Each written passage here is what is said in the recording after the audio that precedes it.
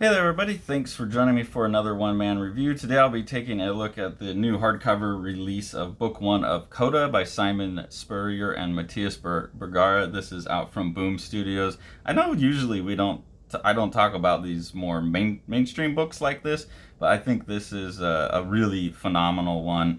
Matthias Bergara is an artist that has just really been impressing me lately.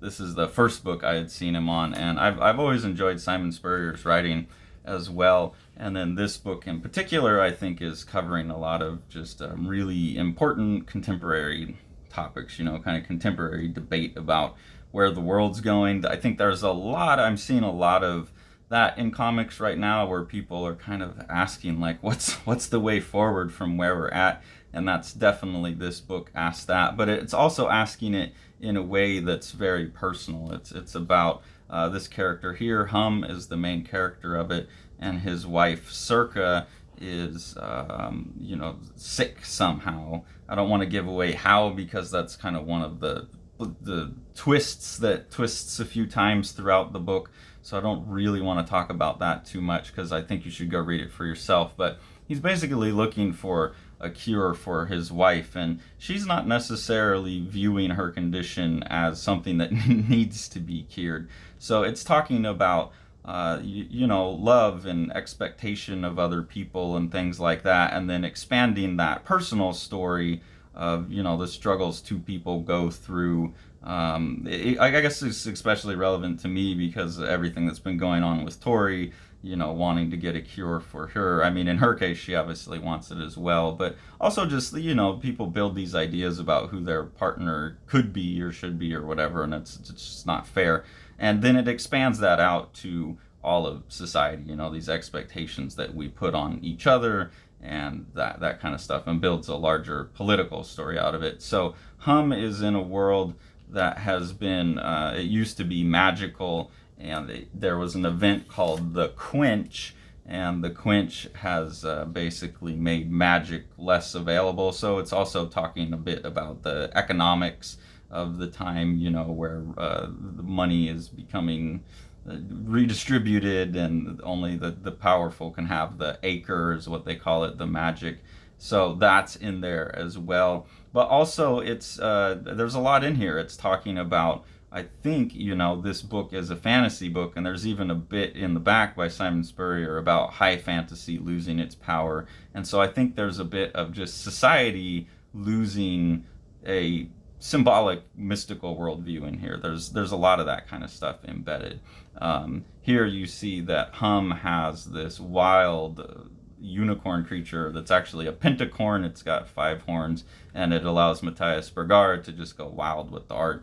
You can see the art as well is just really kinetic, awesome art. And then beautifully colored. He's coloring everything himself as well. In some instances, it is a bit like overload, explosion of color, or overload of detail at first, and it's a little bit harder for me to sort out depending on how fatigued my eyes are at the end of the day. But I do think by the end of the book, some of that is restrained, and by the end of this, everything that's already awesome in the beginning of the book has gotten more control, and just really been refined. I'll show you a couple images at the end of the book, and I've seen images from Step by Bloody Step, which was their follow-up to this, and Bergara is even better. But obviously someone who really enjoys actual ink slinging, and then someone who is really expressive with color, really does a good job of like warm versus cools and all of this kind of stuff. Here we have Merc the Mercone, which is this mermaid trader character that Hum deals with. He's trying to get what he needs from her to cure his wife, and she needs more magic from him. She's looking out for a bunch of her eggs that she's trying to get back to the sea because the ocean has been walled off. So everyone in this book is kind of has their own agendas, usually related to trying to look out for their own, which I think is something else that a lot of us are feeling right now. The there's AI and people are reporting about aliens to Congress, and like, man, we're just trying to get better from COVID. Like, I can't worry about that. I'm just worried about my partner and my dog. And so there's a lot of the scale in here as well, the scale of people's concerns and how those change. And then here is another essential character, in the main town, Ridge Town. They've been able to maintain their magic by capturing an elf. They spell it YLF, Ylf. Maybe it's a Yif, I don't know, but it's this elf character that basically, as long as its heart is still beating, it can always regrow. And so they can chop pieces of it off and use that to extract magic. So they've got an endless supply of magic. And obviously other people want this. And so that's kind of the big battle going on, is the battle to control the acre, the magic, especially this elf here. Here you can see one of Bergara's actual ink drawings, and that's what I'm saying. You can see that he's actually really an amazing ink slinger as well, as a colorist. It's nice to see someone who's doing intense digital coloring still doing very, very physical ink drawings. Super expressive, huge textural stuff. There's so many different kind of influences coming together here from so many different countries. I don't even know how to peg it anymore. I think he's an Italian artist, and so you can see a lot of that European influence, but I just see influences from everywhere in this art. It's beautiful. Here you can just see they're talking about the fact that there's no new magic, and again you can just get a sense of like the wild detailed backgrounds and the explosive use of color everywhere. A third character, or I guess, I don't know, fourth or fifth at this point, is Notch. This is a character who's part of a big moving city. She's basically the person who goes out and hunts for magic to power the big moving city that we'll see in a while. So she's kind of a secondary, almost love interest for Hum, even though he's married and very committed to his wife. They kind of have a flirtation and a back and forth. But she is a main thief for Thundervale, which is a giant city for goblins that's being pulled by a huge giant here. And they have to basically feed the giant magic to keep it going. So this thing is headed towards Ridgetown, trying to get the elf and trying to get the magic power. So those are kind of all of the different agendas and factors that are cycling through this book. Now, Hum's personal journey through the book is he's like this neutral character who wants to be a good guy, but he's doing bad things to try and get the acre for his wife. And he keeps a journal throughout the thing. He's a bard, but he's a very thoughtful guy. And so that's where, even though the story itself just looks like this wild, crazy, stupid fantasy story with like a pentacorn and mermaids and elves and all of this stuff, the stuff that he's writing in his journal is where Simon Spurrier is able to really say a lot about the world and people and relationships. And he's saying, here, to save you, I need a crap load of acre. To get acre, I need to lie, cheat, and steal. So there's a bit of a Breaking Bad story in here. What would you do to save the ones you love? How far would you go? What will this character go through? Some other kind of like ink slinger production stuff that's really, really cool is Bergara's obviously drawing on cardboard here. I just said in the Linnaeus Sturt how much I love that, because I used to love doing this too. I would just get the backing boards. This is kind of what the cover of her Frog and Fall looks like, is the cardboard with a white and a dark color on it. And I used to love doing that, just drawing on the backing boards that for comic books they would used to have that cardboard look to them, and they were really fun to paint on with white and black. Do this like tone paper drawing on. So to see him doing really, really physical things like that, and then having some digital coloring and stuff on top of it, it's just showing all the possibilities that people don't always take advantage of. And I think there's a lot of that probably going on in the textures that he's using for colors, is that those might be being created, some of them physically, and then scanned in and manipulated and screened and all that kind of stuff. So even though most of it looks like what you would expect from a mainstream colored comic, it has some of those like production tricks that I'm getting more familiar with the indie comic stuff. Here you see the elf head again that's being carried around now for power. So that's a funny, dynamic between these two where they're always arguing, and the elf is always like, please just kill me. Here you get another look at Bergara's awesome ink work from the really controlled pen lines that he's using to draw most of the figures to the absolutely let loose dry brush stuff. Really beautiful, really, really dynamic stuff. So I'm just going to go through and point out a couple other things I liked. I don't, like I said, go read it yourself. Just some art things I liked and some quotes that I liked. Right here it says, you don't get right, or it says, when you get right down to it, people are just animals with design flaws. And that's something I've wondered about a lot over. Actually, me and Tori were just talking about it last night. As soon as you give a creature fingers, they're a lot more potentially destructive. We can get into a lot more shit when we got fingers. Like if my dogs had fingers, oh my god, that would be terrible. They're smart enough. They just can't. They can't manipulate the world. And I've even thought about, our propensity for narrative and story and all of that as potentially something that's not particularly constructive for us as a species. It both is and isn't. And I think that's part of what he's dealing with in this as a storyteller, writing a story about a storyteller. He's, I think, grappling with his own potential design flaws, someone who needs story.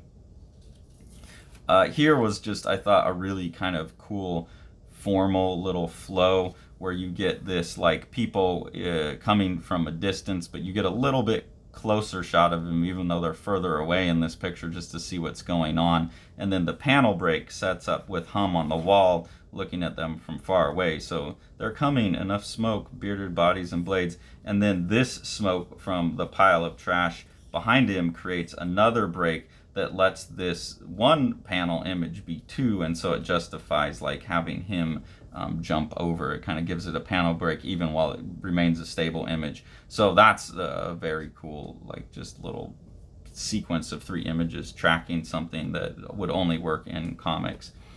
Here's another piece that I really, really like the writing on. He doesn't know what it's like, and that's all there is to it, to have an obsession, a driving compulsion. And this is actually now being, their switch, I skipped, that's why it didn't make sense. So here, there's a change in narrator all of a sudden. Now we're hearing from his wife's point of view rather than his own journal for a chapter. Usually Hum's the narrator, but for this chapter, it's written from his wife's perspective. And so here his wife is saying about Hum, he'll be fine. He skims across the surface of life. That's his thing. Easy come, easy go.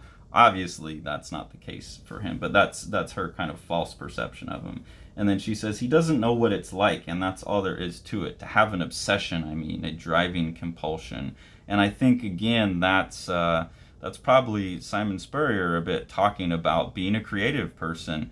I know Tori understands what it's like. She's creative as well, but she doesn't have that obsessive compulsion, driving compulsion that I do, where, like, if I'm not doing art, it's going to drive me crazy. And that, she tolerates it and understands it enough and loves me and lets me do it. But I do think it's hard to live with someone like that. It's hard to live with an artist because it's almost like this mistress that you have to put up with. And it's a mistress that person has had way before they met you. It's kind of just who they are. And so I think, there's just a lot of wisdom like that in this book.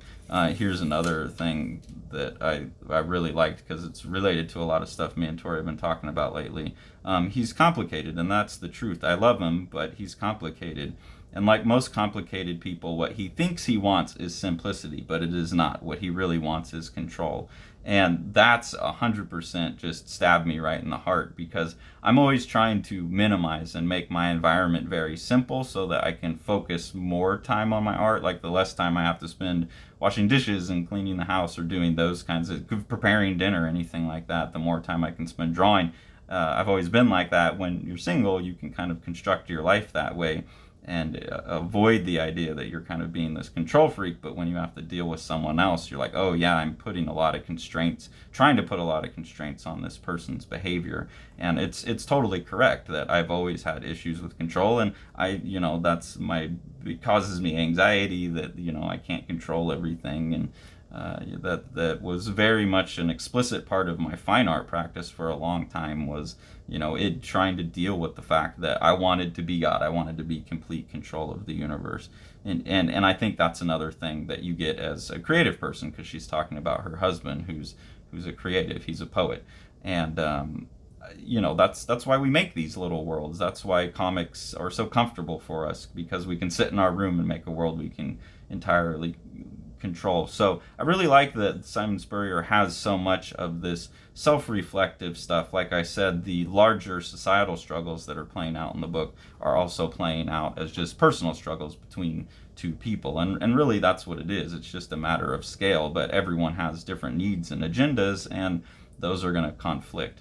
And he's trying to find a solution to that problem, and I've seen a lot of books that are trying to solve this problem lately. I think that the 21st century is looking for its mythology, the mythology of the 20th century, the superheroes and the high fantasy and all of that is starting to fail us. Starting like in the 80s, when we started deconstructing everything, we realized the failures of those, and we've been spending basically my whole life has been society trying to tear that all down. And I think a lot of people are realizing that we need something resurrected in its place, but we don't know what, and this book is a search for that. Here I'm going to read quite a bit off the page, because I think, again, gives nothing away about the story, but it's a sentiment that's very powerful, and just gives you a sense of the kind of thoughtful writing that's in this book that I think is as good or better than a lot of the indie stuff I read. So mostly I've been wondering about the people I've met, about what they're doing out there, and honestly, I try not to judge, try not to package them as good or bad, heroes and villains. That's old thinking. They're all just swept up like I was, getting by with the illusion of agency, but acting on instinct, never seeing the strings being pulled around them. We all thought the world got simpler after the quench. It didn't. We just got more stupid about dealing with complications. And in that point, I think that he's saying, oh wait, here he says, I've been eaten by a whole conspiracy I helped nurse. And when you're trapped and bored and guilty and lonely, you can trust me on this. It's easier to think about anything than an empty tomorrow. So I think that's something that a lot of us are dealing right now, even if self-distraction only leads to one place. So that's all very powerful. It's what we're dealing with right now. But also just this idea that we thought things got simpler after the quench. And the way I read that is that as our mythologies fell apart, as we lost our myth, we lost the magical view of the world, and we took on a scientific view of the world, we thought things got simpler and more explicable. They weren't so mysterious and occult. But really, it took away the metaphorical powers that we had that allowed us to deal with complications. So we do seem to be, just kind of worse at dealing with the interpersonal stuff that mythology is there to teach us about. I mean, obviously, people have been saying that kind of stuff forever, and we always still persist, but there's that struggle, and I think that's a bit of what he's talking about as well, the loss of story, the importance of story to our society. They're willing to accept that something's bullshit, but it's still useful advice. Can't scientifically prove it, but we're better engineers than scientists, and I think we're losing sight of that. This is a really cool panel here with all these aggressive teeth, but also you have characters in the sky and characters on the ground, and eventually they're trying to reach up and get to each other, and so you have this teeth structure of the sky people and the earth people kind of working their way up and working their way down. Just really smart storytelling. And you can see by this point that the compositions sometimes have a little bit more air in them. They're not totally packed, and even the ones that are more packed, like the color palettes, are less rainbow explosive. They're more controlled, where you don't have every color available to you. So even though the beginning of the book was just stunning and I thought it was beautiful, I also see Matthias Bergara becoming more, I guess, tasteful in the use of what he's doing, and working more towards the story instead of just trying to show the biggest, coolest thing with all of the stuff in it. So just a really, obviously, by the way I'm talking about it, I think a really powerful book. I think a book everyone would be able to enjoy, no matter what your tastes in comics are. I think there's just a lot of really, really thoughtful stuff in here. And then if the big explosive color thing isn't your thing, I still think if you can look past that to what's going on in the ink work, or just some of the designs, like this big, there's just these big kind of abstract chunks of building and things like that. There's a lot to be had in the art, no matter what your preferences are for color or black and white. And there's plenty of always black and white images here, and so you can flip back and compare what the black and white looks like. This isn't a cover, it's a spread from somewhere in the previous chapter. You also get this thing here that looks quite a bit like the design of one of the characters in the Step by Bloody Step. So I don't think they're related, but you can kind of see him evolving some of the thicker, brushier techniques that are more obvious in that second book. So really, really cool book. Would highly recommend it to pretty much anyone. And I don't think it's 100% kid appropriate, but it's teens and up type of book. Really, really smart book. If you enjoy what we're doing here on the channel and you want to support us, there's two ways to do that. The first is through our Patreon. We have 2 different tiers of engagement on there. At the first tier, you just get early access to our videos. At the second tier, you get exclusive previews of the graphic novels that Sean and I are working on currently, as well as the ability to participate in our ongoing Prenade webcomic experiment in kind of just keeping track of the updates in AI. We're using a Groundhog Day story to just kind of tell the same story over and over and track the progress in the AI, but the audience can vote to vote how the character tries to act different on the next iteration of his Groundhog Day. So that's been a lot of fun. Hopefully you can join us for that. Any of the money that we get through the Patreon helps us buy the books that we review, helps us keep the channel going that way, and lets us put some money back into the pockets of other creators and publishers as well. So we really appreciate that. If you want to support Living the Line itself, the best thing to do is to buy some of the books that Sean's putting out through Living the Line Publishing. So we'll go ahead and take a look at one of those now.